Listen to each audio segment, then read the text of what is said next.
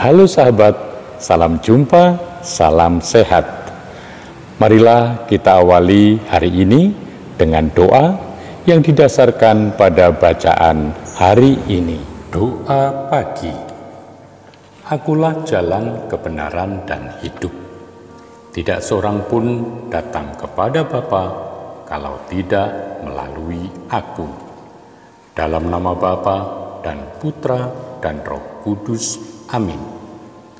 Bapa, gereja mula-mula juga tidak luput dari masalah, yakni pelayanan terhadap janda-janda orang Yahudi yang berbahasa Yunani terabaikan. Mereka merasa diabaikan dan diperlakukan tidak adil, sehingga menimbulkan sungut-sungut. Masalah tersebut sampai ke telinga ke-12 rasul. Alih-alih mengabaikannya atau bersikap reaktif atau mencari kambing hitam, ke-12 rasul itu mengumpulkan semua murid untuk melakukan klarifikasi, yaitu yang pertama, masalah yang muncul merupakan persoalan bersama yang harus diselesaikan. Kedua, memberikan solusi alternatif.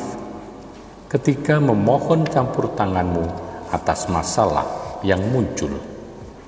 Para rasul menyadari bahwa kritik dan masalah merupakan caramu untuk memperbaiki kualitas pelayanan mereka. Jika mereka mengabaikan kritik tersebut, tentu hal itu akan mengganggu pelayanan mereka dalam hal doa dan pelayanan firman. Syukurlah jemaat menerima baik usulan para rasul dengan memilih 7 orang yang secara moral baik, berhikmat, dan dipenuhi oleh Roh Allah dalam penata layanan. Bapa, pada Yesus, jalan kebenaran dan hidup itu satu. Yesuslah jalan pewahyuanmu, pengejawantan kebenaran, yaitu kebaktian yang sejati dan kehidupan mengenal Engkau dalam Sang Putra. Kami menggambarkan proses ini berturut-turut, tetapi kenyataannya sekali kami menerima Yesus sepenuhnya di dalam hidup kami, tujuan hidup kami segera tercapai. Sebab menerima itu menerima pewahyuanmu, hingga orang yang melihat Yesus juga melihat Engkau. Pada Yesus ada kebenaran, karena Ia mengajarkan dan menjelmakan dalam dirinya kebenaran mutlak, yaitu kebaktian dalam roh, seperti dikehendaki dan berkenan kepadamu. Bersatu dengan Yesus, Ia menghayati kebersatuan hidup Putra denganmu, hidup sejati yang paling tinggi. Kami lambat, karena kami bergulat, belum siap lepaskan diri. Bapa, dengan mengenakan Yesus, orang tidak mempelajari pewahyuan Yesus dari kata-kata di luar, bagian demi bagian, tetapi dari pengalaman dan sentuhan sabda di dalam. Orang mengenal Yesus dan sekaligus merasuk dan mengenakan pikiran dan perasaannya. Tetapi inilah kebaktian yang benar dan sejati, kalau orang mempersembahkan tubuh sebagai persembahan yang hidup, yang kudus, dan yang berkenan kepadamu, kalau ia berubah dengan pembaruan budi, membedakan yang baik dan menemukan yang sempurna.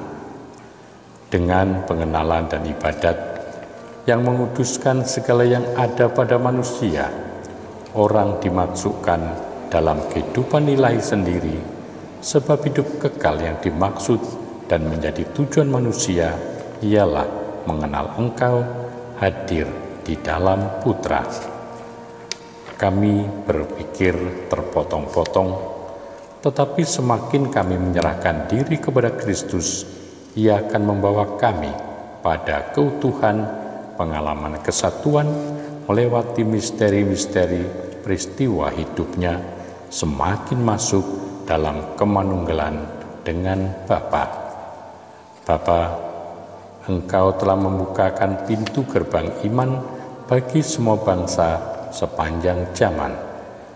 Kami mohon berilah kami pada zaman sekarang ini orang-orang yang membaktikan diri dalam doa dan pelayanan sabda. Tambahkanlah jumlah para murid yang percaya penuh akan sabda Putramu dan yang saling menaruh cinta tanpa pamrih sebagaimana diperintahkan kepada kami. Dengan pengantaraan Tuhan kami Yesus Kristus yang hidup dan berkuasa kini dan selama-lamanya.